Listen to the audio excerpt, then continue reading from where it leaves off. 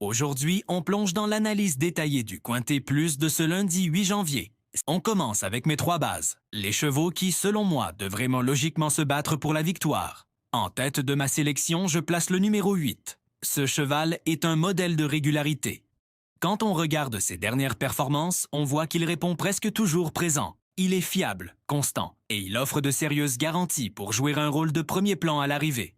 Dans un quintet, avoir un point d'appui aussi solide, c'est de l'or. Il sait s'adapter à différents scénarios de course et sa forme actuelle ne laisse que peu de doutes. Pour moi, c'est un incontournable. Juste après, je vous propose le numéro 3. Lui aussi, c'est un cheval qui inspire confiance. Il est idéalement engagé dans cette catégorie, ce qui signifie que les conditions de la course sont parfaites pour lui. Il a déjà prouvé qu'il était compétitif à ce niveau et sa constance est un atout majeur. C'est le genre de cheval qui ne déçoit que très rarement son entourage et les parieurs qui lui font confiance. Il peut servir de base très fiable pour tous vos jeux, que ce soit en jeu simple gagnant placé ou pour construire vos combinaisons comme le couplet, le trio ou le quintet. Ma troisième base sera le numéro 9. Attention à lui, c'est un finisseur. Il possède une pointe de vitesse finale redoutable. La clé pour lui, c'est le déroulement de course. S'il peut être préservé durant le parcours et qu'on lui ouvre le passage au bon moment dans la ligne droite, il est capable de finir très vite et de venir coiffer tout le monde sur le poteau. Il a besoin d'un parcours limpide, mais son potentiel est bien réel. C'est pourquoi il mérite amplement sa place parmi les favoris logiques. S'il bénéficie des bonnes circonstances, il sera sans aucun doute à l'arrivée.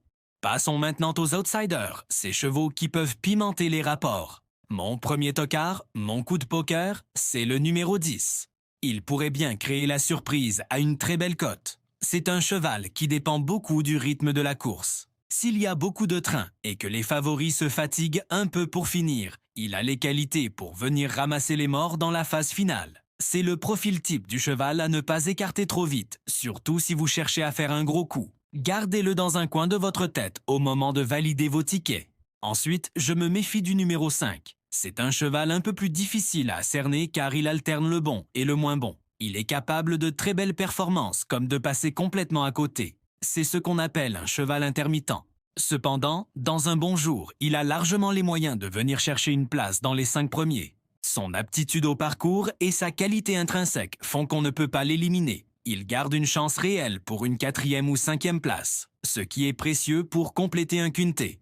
Enfin, je termine ma sélection avec un cheval qui partira probablement à une cote très élevée, le numéro 16. Sur le papier, sa tâche s'annonce compliquée, il n'a pas beaucoup de marge.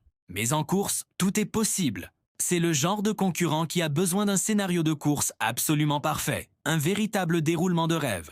S'il arrive à se faire oublier et à bénéficier de circonstances favorables, comme des défaillances de favoris, il n'est pas incapable de venir se glisser à l'arrivée.